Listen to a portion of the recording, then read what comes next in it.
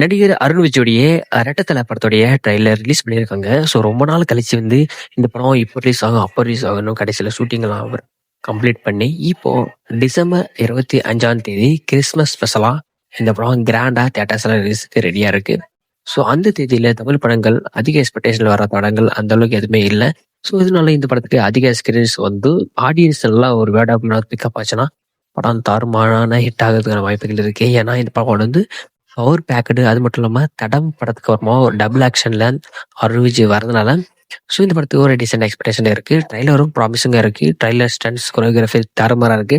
So இந்த படத்தை direction பண்ணியிருக்காரு திருக்குமரன். ஸோ இந்த படத்துக்கு சாம்சிஎஸ் மியூசிக் போட்டிருக்காரு. வேற லெவல் இருக்கும் இந்த படம். கிரிஸ் திருக்குமரன் இந்த படத்தோட டேரக்டர். ஸோ அவருடைய டேரக்ஷன்ன்றது நிறைய பேருக்கு தனி ஃபேன்ஸாக இருக்காங்க.